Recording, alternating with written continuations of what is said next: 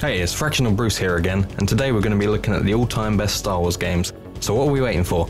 I've chosen a select few games, with some honourable mentions, which I think are the best that Star Wars has to offer in terms of video games. These are purely based from my own experiences, so there obviously won't be any games on the list that I haven't played, such as X-Wing vs TIE Fighter. We will also be looking at certain aspects of these games that added extra value, such as mods. Now before we get on to the first game, it's worth mentioning that this list is in a fairly loose format, but as we progress through, we will eventually reach the final game on the list, the best Star Wars game of all time. So here's the first game, Jedi Knight 2 Jedi Outcast. Released in 2002 and developed by Raven Software, Jedi Outcast saw players take on the role of former Jedi Kyle Katarn in a post-Return of the Jedi setting. Using blasters, lightsabers and force powers, players must try to stop Desan, a former pupil of Luke Skywalker, who is aided by the Imperial Remnant, from seeking vengeance against the Jedi Order. The game's actually a sequel to the Dark Forces games, but you don't need to have played them to have a coherent understanding of Jedi Outcast. One feature that made this game so unique at the time was that it was one of the first 3D Star Wars games that allowed the player to use a lightsaber. The effect of seeing a lightsaber burn into walls and slice enemies' limbs off was an oh so satisfying experience, the likes of which we had never seen. The lightsaber combat was also top notch, and fans of first-person shooters were in for a treat, with Imperial blasters and Wookiee bowcasters all making an appearance. Players also had the choice to choose between light and dark side powers, with the dark side being much more fun of course. You could choke a stormtrooper to death, or perhaps blast him away in a storm of lightning, or for the more reserved, you could use a mind trick and make the enemy fight for you. The only downside to the game is the slightly slow beginning part, when all you want to do is become a Jedi. Level after level with blaster only combat does start to become a frustration. There are also some puzzle aspects to the game, which some players may find baffling. On the whole though, Jedi Outcast is a finely crafted game with a great respect for the Star Wars lore, and it really lets you use the full force of your powers and lightsaber combat to make a hugely satisfying mess. At this point it would be amiss not to discuss Jedi Knight Jedi Academy, the third game in the Jedi Knight series. Similar in style to Jedi Outcast, Jedi Academy broke the mold by allowing you to choose your race and gender, clothing and facial features. While these choices are limited, it's still a nice feature nonetheless. Taking place after Jedi Outcast, the story sees you playing as Jaden Korr, the new Jedi apprentice at Luke's Jedi Academy on Yavin 4. Kyle Katarn takes on the role of mentor, and together you try to bring down an order of dark Jedi, hell-bent on resurrecting the ancient Sith Lord Marka Ragnos. The game mixes up the formula by allowing players to choose which level to play, and the order in which to play it.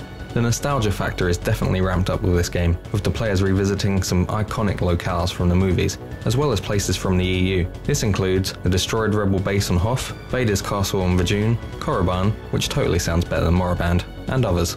Jedi Academy is a great addition to the series, but ultimately ends up feeling less successful than Jedi Outcast. But of course, if you like Jedi Outcast, you would be wrong not to try Jedi Academy. Both Jedi Outcast and Jedi Academy had a large modding community at the time of their release. This was one of the main draws for the PC gaming community. Two of the most popular modders were Hapslash and NeoMarz, with both creating some fantastic player models, and NeoMarz creating a great replication of Mustafar for the game. Many mods helped to include characters or maps from the movies into the game. Others added expanded universe characters, such as Revan and Thrawn. Other mods simply added a touch of craziness to the game, allowing players to play as all kinds of crazy characters. These mods allowed these games to have a much longer lifespan, and are worth checking out if you happen to come across either Jedi Outcast or Jedi Academy. Both games had a great multiplayer community, but failed to really offer anything spectacular. This is where our next entry really shined. Of course, we are talking about Star Wars Battlefront. Released in 2004 and developed by Pandemic Studios, Battlefront allowed players to recreate epic battles spanning all 6 films in the series. This ranged from the all-time favourite, Battle of Hoth, to the Battle of Geonosis at the start of the Clone Wars. Taking much inspiration from DICE's Battlefield games, players could fight on foot as stormtroopers, rebels, droids and clones, or take to vehicles such as the iconic AT-AT, Republic gunship, Rebel X-Wing, and of course, the Imperial TIE Fighter. Gameplay was focused on multiplayer and saw players trying to capture zones in order to make sure their reinforcements didn't get too low, much like Battlefield. This was one of the first games to really make you feel like you were reliving scenes from the movie in a satisfying way. The game did a great job of bringing the authenticity of the whole experience to the fore, with the music, visuals and sound effects combining to make the full Star Wars experience. But of course, two famous staples of the Star Wars franchise were missing: space battles and Jedi. This is where we move on to Battlefront 2. Battlefront 2 allowed players, if they were good enough, to play as Jedi and other heroes, after acquiring enough points. This meant that you could sweep through the battle as Vader or Luke and cut through the enemy like a hot knife through butter. This acted as a real incentive for players to work hard and achieve as many points as possible. Other heroes included Boba Fett with Flamethrower, Obi-Wan, General Grievous, and many others. Heroes had the power to turn the tide of the battle and felt incredibly badass while doing so. And then of course, there are the space battles.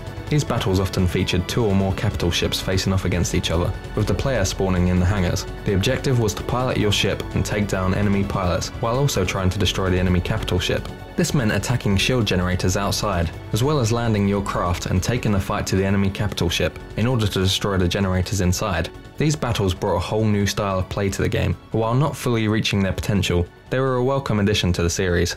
There were also many new maps added to coincide with the release of Revenge of the Sith. This included Utapau, Mustafar, and Magito. While both games were incredibly fun, Battlefront 2 pulls ahead due to its more complete Star Wars experience. Similar to Jedi Outcast and Jedi Academy, both Battlefront games had an active modding community. Some of the more popular mods allowed users to ramp up the number of AI opponents by hundreds, really lifting the scale of the battles.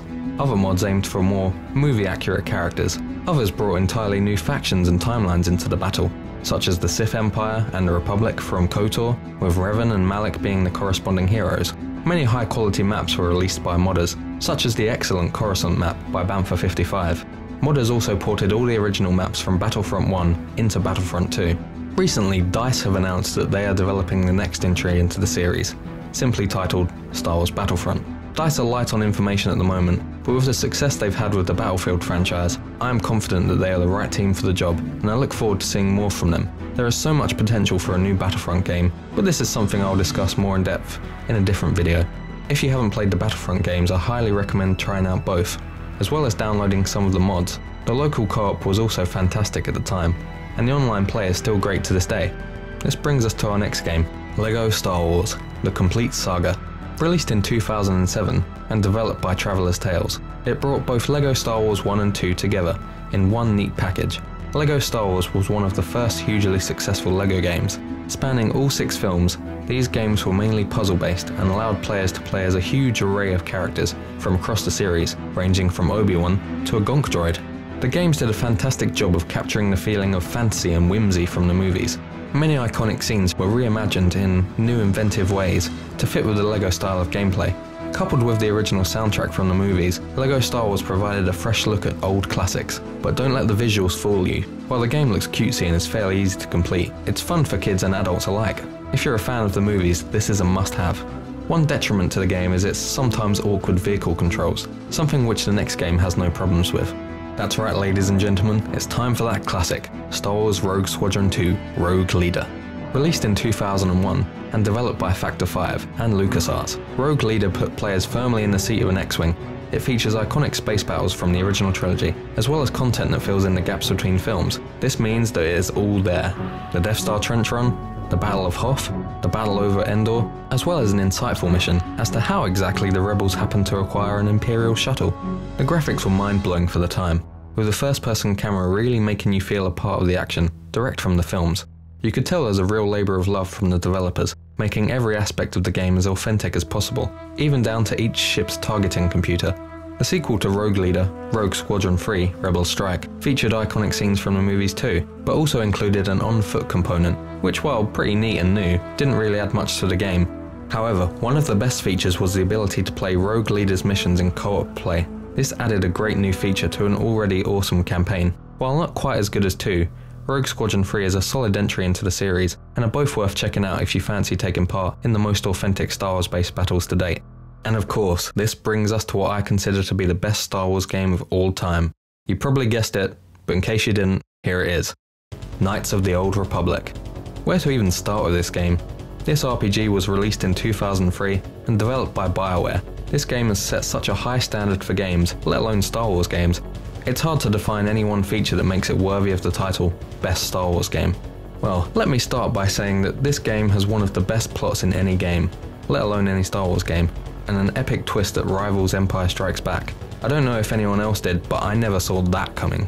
Being developed by BioWare, it has all the staples of their very best games, a fantastic story, interesting characters you become invested in, and a fantastic soundtrack that, while sounding familiar, carves its own place in the Star Wars mythos. Taking place 3,000 years before the movie series, KOTOR sees you playing as a mysterious character, based on your choice of gender, facial features and skills, who wakes up to find themselves on a Republic ship being attacked by the Sith Empire. It's up to you to find out your lost past and stop the Sith Empire from ruling the galaxy. Everything about this game is high quality. The voice acting, the music, the story, the characterization and so much more. This game has memorable characters by the bucket load. HK-47, Bastila, Malak, Revan and others. If you don't find yourself calling others meatbag after playing this, then all hope is lost. The ability to pick dialogue options and carve out your own path, agree or disagree with other team members, turn to the dark side or remain true to the light, customize your weapons and attire, all add to the feeling of inhabiting an ever-changing world where anything can happen. Want to be a badass master of the Force or a formidable lightsaber wielder? The choice is yours. Actions also have consequences, which can sometimes come back to bite you in the ass. You also have your own personal ship to help you unleash your inner Han Solo, the Ebon Hawk, so you can choose where to take your adventure. Tatooine, Kashyyyk, Korriban. This game still stands up well to this day, and while the graphics seem a bit dated, the gameplay is top notch. Its recent release on iPad is an excellent update to a classic game that any Star Wars or RPG fan should check out. The Force is definitely with this game. It would be wrong not to mention the sequel, KOTOR 2, The Sith Lords. While not as good as the original, The Sith Lords is a very close second best. Gameplay is similar to KOTOR, but with more options in combat and skills. It also allows you to train your team members to become Jedi, depending on how much they agree with you and your actions. The story goes to much darker places, but ultimately fails to reach the heights of the first game. Recurring characters help increase the familiarity, but the game feels incomplete. Much of the game's original content was scrapped due to time constraints by developer Obsidian. Fortunately, players can now experience the game in its full glory, with the Sith Lords Restored Content mod, restoring hours of gameplay and fleshing out the story. This add-on is a must-have if you're experiencing the Sith Lords for the first time or revisiting a classic. But before I go, here are some honourable mentions that I just couldn't leave out. Star Wars Bounty Hunter. I haven't played this game in years, so it doesn't quite stand up to modern scrutiny, but I remember when I first played this game it was awesome. Playing as Jango Fett, using the jetpack and flamethrower while taking down bounties in the seedier side of the Star Wars galaxy felt great. The level design was smart and weapons felt satisfying. Having Tamara Morrison reprise the role of Jango, and the story filling in the gaps before Attack of the Clones, added a greater sense of authenticity to the whole game. We really need a new bounty hunter game, which is why the cancellation of 1313 is all the more disappointing, as it was to star Boba Fett. Now here's a blast from the past, Shadows of the Empire. I know this game gets its fair share of hate, and rightly so. The game is a downright pain to play and control, but I can't help feel a bit of love in my heart for this game. I don't know whether it's the awesome soundtrack, the cool story bridging The Empire Strikes Back and Return of the Jedi, or the Hoth battle, but something about this game just feels right to me. I think it's maybe because it was the first time I realised there was a bigger world to Star Wars than just the films. Then there is The Force Unleashed 1 and 2. This is an odd one. I have a lot of love for these two games, but at the same time quite a lot of criticism. The premise was fair enough. Play as an insanely powerful Jedi and decapitate, maim, fry and stab your way to your ultimate goal, freedom from Darth Vader. While much of the gameplay was cool to look at, it became repetitive much too quickly, even with improving your skills and force powers. The story itself wasn't bad, but it wasn't great either. Hearing about the formation of the Rebel Alliance was cool, but much of Starkiller's story was hard to invest in due to his whiny characterization. There were moments of breathtaking action, such as bringing down a Star Destroyer with the Force, but these were few and far between. The first game is the more superior of the two, with The Force Unleashed 2 doing little to advance the story or gameplay. Having said that, the game itself is fun to a certain point, and it's worth checking out at least once. Well, there we have it, the best Star Wars games of all time, and a few honourable mentions. Agree with my choices? Let me hear your thoughts in the comments, and also let me know your ultimate Star Wars games, and what you want to see from future Star Wars games. I'm Fractional-Bruce. Send a comment this way if you want me to tackle a certain topic. If you enjoyed this video, like and subscribe. Thanks for watching. See ya!